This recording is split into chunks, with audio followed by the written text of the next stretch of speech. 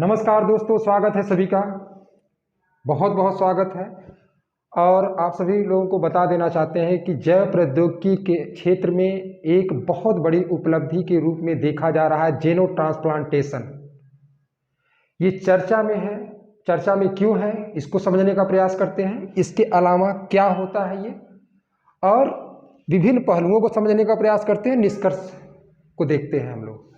जैसा कि सभी लोगों को बता देना चाहते हैं कि अमेरिका के university of Maryland medical centre के डॉक्टरों के द्वारा एक डेविड बेनेट नामक नागरिक के शरीर में सूअर के आनुवंशिक रूप से संशोधित हृदय को प्रत्यारोपित किया गया। और अभी तक वह व्यक्ति जो है कि जो बहुत बीमार था, स्वस्थ है, और डॉक्टरों ने 7 घंटे के कठिन परिश्रम से उसकी सर्जरी की और सर्जरी के पश्चात जो है कि इस सफलता को प्राप्त की है।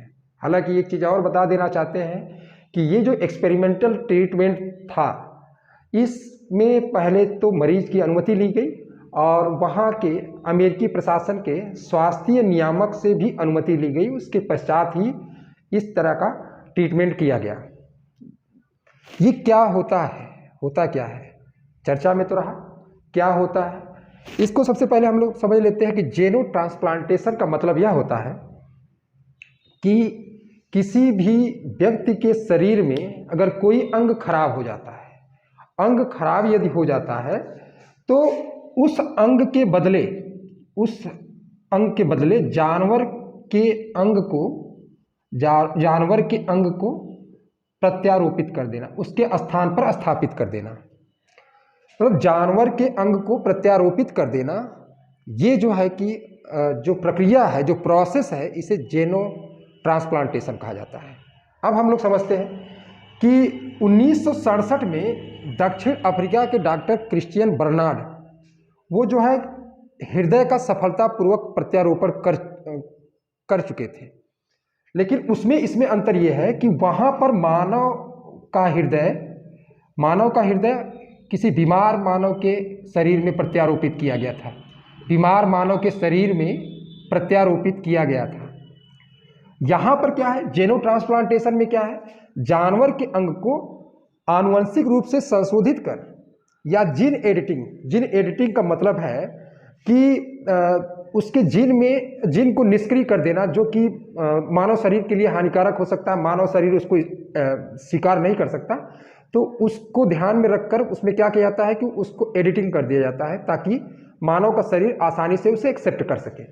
तो अगर जानवर के अंग को आनुवंशिक रूप से मॉडिफाई कर, संशोधित कर, अगर वो मानव शरीर में प्रत्यारोपित कर दिया जाए, और उस जानवर के अंग के बदौलत, उसके सहारे अगर व्यक्ति अपना जीवन जीता है, तो जैव प्रौद्योगिकी के क्षेत्र में यह बहुत बड़ी उपलब्धि मानी जाएगी।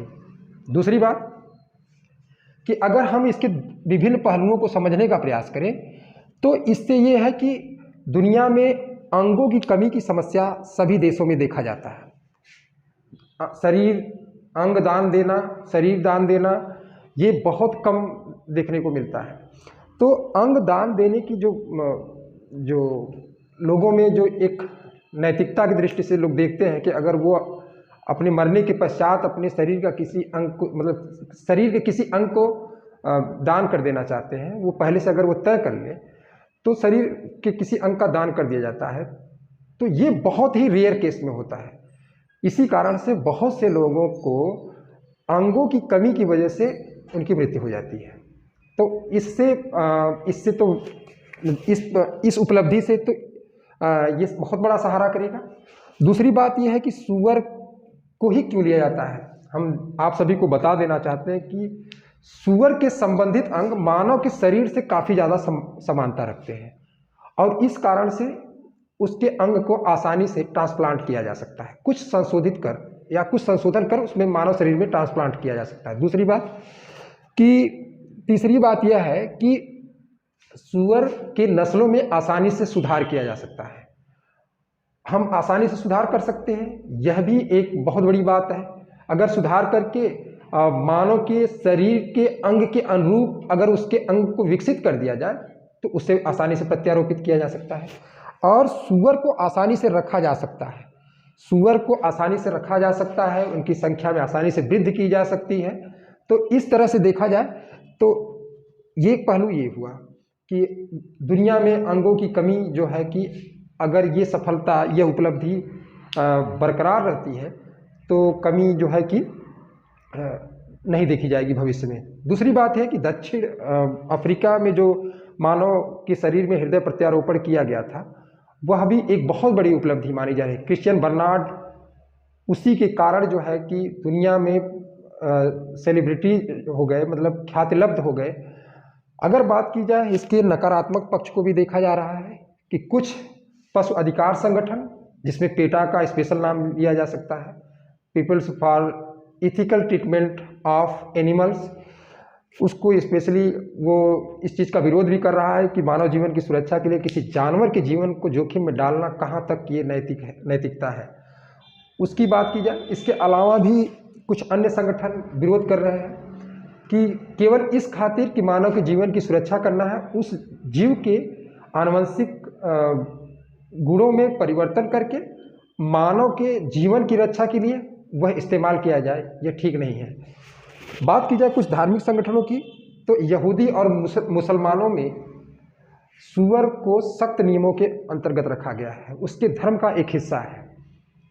और वो लोग अगर इस सूअर के अंगों को प्राथमिक तौर पे देख रहे हैं कि ये इसका अंग जो है मानव शरीर के अनुकूल होगा, तो उनका भी विरोध ये बना हुआ है। धार्मिक संगठनों ने विरोध किया है कि इस तरह से नहीं किया जाना चाहिए, यह जीव हत्या है और वो हमारे धर्म का हिस्सा है। लेकिन कुछ ऐसे उन्हीं धार्मिक संगठनों में कुछ ऐसे भी धार्मिक संगठन हैं जो इसको कह रहे हैं कि अगर मानव जीवन की सुरक्षा होती है, उसका जीवन बचता है, तो इसे किया जाना चाहिए। तो इस तरह से देखा जाए तो जेनो ट्रांसप्लांटेशन जो इस समय चर्चा में बना हुआ है, जैव प्रौद्योगिकी के क्षेत्र में एक बहुत बड़ी उपलब्धि है। निष्कर्ष के रूप में देखा जाए तो अगर ये सफल होता है, तो सफल होगा यदि, तो लोगों के जीवन को बचाया जा सकता है। हाँ, एक चीज़ को ध्यान में रख कर किया जाना चाहिए कि इसको जो है कि नैतिकता की कसौटी पे कस के ही देखना चाहिए। इसको एक व्यापार, एक व्यक्तिगत अधिक से अधिक लाभ के लिए आधार नहीं बनाना चाहिए। तो इस तरह से हमने समझा कि जेनो ट्रांसप्लांटेशन क्या है, और फिर हम अगली क्लास में किसी नए विषय के साथ आप सभी के बीच उपस्थित होंगे। तब तक के लिए नमस्कार, जय हिंद, जय भारत।